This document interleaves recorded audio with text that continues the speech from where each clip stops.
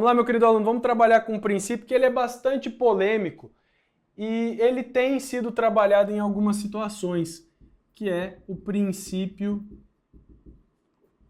da adequação social. Olha só.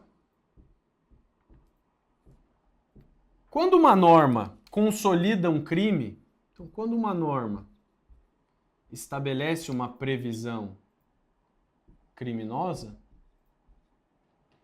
ela o faz porque naquele período ou naquele momento o fato era considerado um perturbador ou perturbador para nós aqui do Paraná mesmo, era um fato perturbador da sociedade.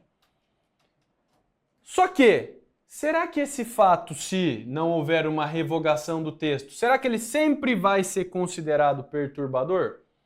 Ou pode ser que, com o passar do tempo, ele já possa ser aceito na sociedade? Então, algumas condutas, com o passar do tempo, elas passam a ser aceitas pela sociedade porque elas seriam basicamente costumes que foram enraizados naquele meio social e que passam a ser vistos com legalidade, com legitimidade. Se a gente parar para analisar, embora exista ainda fiscalização nesse sentido, mas toda cidade tem um camelô. Não tem? Você que mora aí em Porto Velho, você que mora em São Paulo, você que mora no Rio Grande do Sul, você que mora em Fortaleza, lá junto com os parentes do Carlitos. Véi, tem um lugar aí em que existe a compra e venda de produtos que não são originais. Isso aí você tem que concordar comigo. Mas por que que a polícia, por que que os órgãos administrativos não vão lá e não tacam o rapa? Não derruba tudo e leva embora? Porque polícia, porque os órgãos administrativos eles têm mais coisas para se preocupar. Eles têm outros afazeres que o de prejudicar essas pessoas que, lógico, se estiverem vendendo produtos que não são drogas, enfim, que não contaminem a sociedade, o poder público não vai se preocupar com isso. Então por que não fecha o camelô?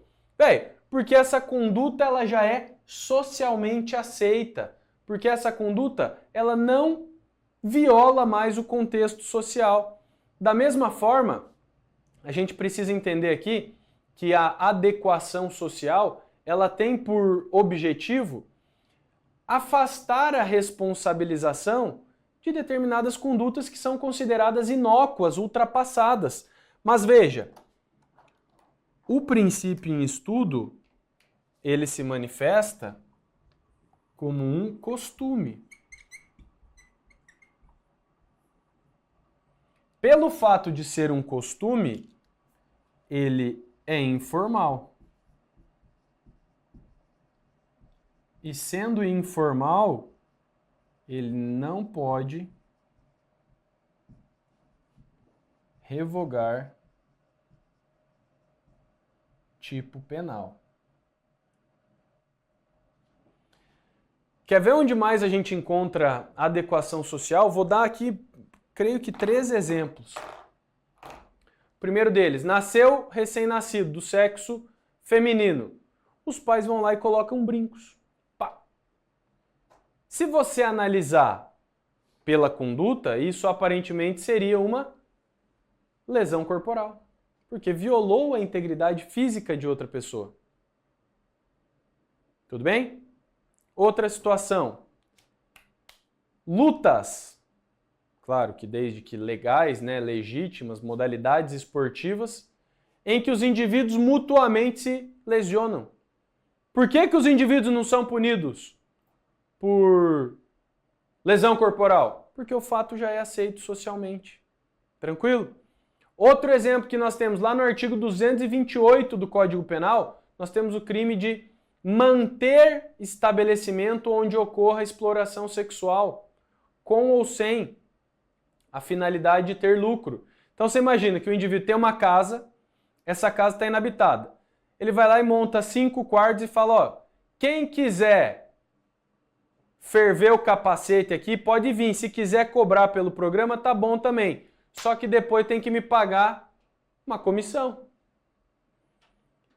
Indiretamente, isso é uma forma de exploração sexual, porque o indivíduo está tirando vantagem do sexo alheio, da relação sexual de outra pessoa. Não estou falando aqui no indivíduo obrigar a pessoa a ter relação sexual ou obrigar a pessoa a se prostituir. Vamos separar as coisas. Primeiro, a prostituição por si só não é crime. O artigo 228 estabelece que o crime representa aquela ideia em manter um estabelecimento onde há exploração sexual. Tem aí na sua cidade, meu filho? Aqui na minha eu não sei.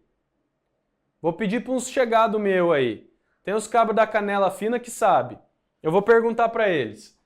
Mas veja, se o indivíduo é proprietário de um estabelecimento onde tem a luz vermelha, ele não vai praticar crime. Mas se você colocar a luz lá do artigo 228 do Código Penal, pode parecer que se enquadra. Mas por que a polícia e os órgãos administrativos não saem fechando zona?